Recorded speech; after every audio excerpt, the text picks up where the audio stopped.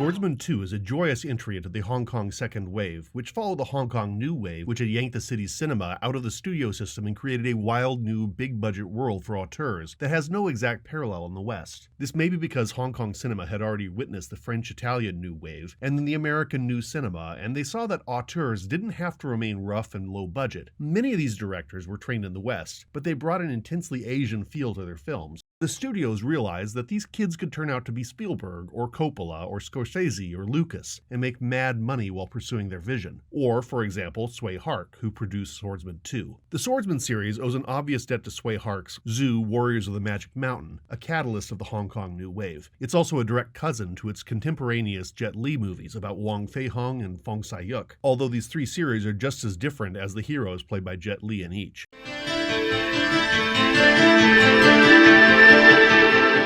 As you can tell by its awful title, Swordsman 2 is the second installment of a loose trilogy, as loose as the Evil Dead or Neverending Story trilogies, but probably closer to Evil Dead. Swordsman 1 gives the general outline of the source novel, Jin Yong's The Smiling Proud Wanderer, which had previously been made as The Proud Youth by the Shaw Brothers, and as a TV series starring a very young Chow Yun-fat. Swordsman 1 is not a bad movie, but like Evil Dead, it gets outshined by its sequel, which amps up all the good stuff for a wild good ride. Swordsman 2 honed in on a very specific portion of the novel and expanded on it in a way that really worked. The third film, The East is Red, went way off the rails in a way similar to Evil Dead 3 Army of Darkness. I'll get to that in a minute. For now, let's talk about the series as a whole.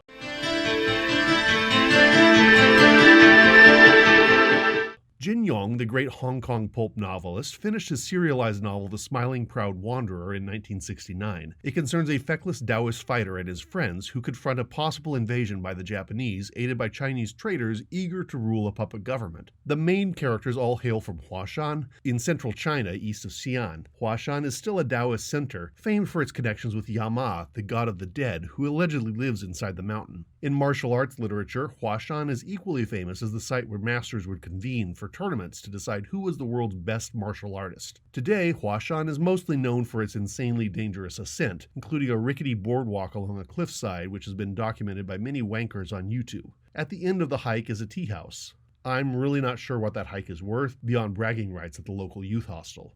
Bro! I did it!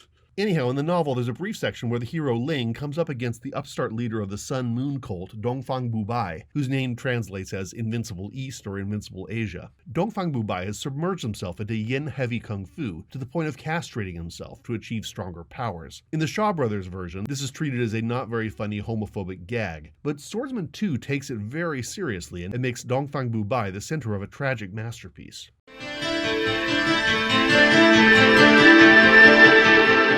The 1980s Hong Kong New Wave was not particularly unified. During the roaring successes of Golden Harvest's Punch-Outs, filmmakers like An Hui and Tsui Hark tried to move cinema into a new direction. By the time you get to the 1990s, the movies pumped out were no longer refinements of the artistic experiments of the 80s, so much as bare-knuckle attacks on the mainstream cinema, doing stuff which would terrify Hollywood, and which Hollywood would then copy eventually with the Star Wars prequels, The Matrix, and a lot of bad knockoffs. The Hong Kong New Wave, though not as well known here in the States as the Nouvelle Vague, changed cinema everywhere. This movie never lets up with insane shots and action beats. It opens with a mysterious assassin taking a man's head mid-sentence, which the head finishes post-mortem. Messengers run atop wheat stalks. A horse gets sliced in half. And this is just the movie's opening 5 minutes. This hyped-up action does not end until the movie does. A Dutch warship gets destroyed by friendly fire, sewing needles are turned into weapons of death, an old man uses his instruments of torture as weapons of retribution. Ninjas on flying circulating blades throw scorpions against their enemies, who retaliate with an army of snakes. Suspension of disbelief is a mild term here. It's more belief in an alternate reality where the violence is not only extreme, but daily and fascinating.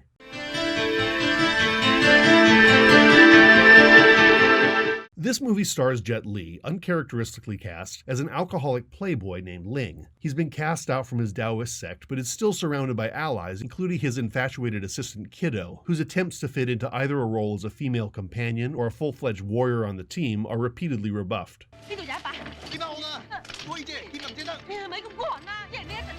Ling also has a soulmate in the minority chief, Ren Yixian, played by Rosamund Kwan, who was playing Jet Li's love interest in the Once Upon a Time in China films about the same time. Jet Li has said that portraying the fickle Ling was uncomfortable for him. Li is a fairly conservative person, and aside from playing a villain in Warlords, Lethal Weapon 4, and The One, his on-screen persona is usually as clean as his roles as Fong Sai-yuk or Wong Fei-hong. This movie, however, focuses on Ling's flirty, toxic relationship with Dongfang Bu-bai. Ling is seeking to bring down the kung fu master who is betraying China to the Japanese incursion, and somehow he never connects the dots to know that the beautiful woman he keeps running into is in fact the man he is hunting down. They keep flirting until Dongfang orders his love Cici to sleep with Ling to keep him entangled. The order leads to Cici's suicide. Dongfang Bu-bai is on the short list of trans characters that ignited excitement about gender fluidity in the Chinese diaspora, which includes most notably Ivy Ling Bo in movies like The Love Etern, and Brigitte Lin's other roles like Jia Baoyu in the 1977 version of Dream of the Red Chambers, and her later roles as both male and female twins named, and I'm not making this up,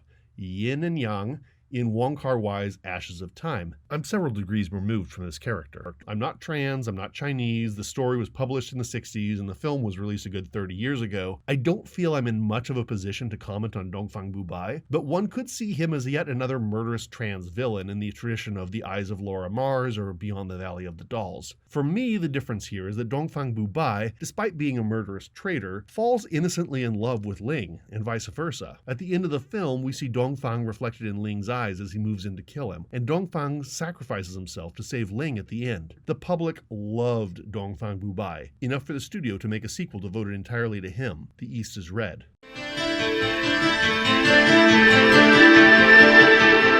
The East is Red improbably resurrects Dongfang Bu-bai and gives him a lengthy redemption arc. The movie isn't honestly very good. It comes off like a cash grab. Its one saving grace is the demonstrable audience sympathy for the character, underlining just how great the second film, Swordsman 2, had been. But what's interesting to me is how just a couple scenes of the villain seeming sentimental and Brigitte Lin's incredible charisma was enough to warrant a big-budget sequel. I had earlier mentioned the Evil Dead trilogy. There is a quirky parallel between these two series. The first film pretty much tells you all you need to know. The second one digs deep into one aspect of the first and expands on it. And the third one runs off in a completely different direction. I think it works for Evil Dead Army of Darkness, but it's arguably unnecessary for Swordsman 3 The East is Red.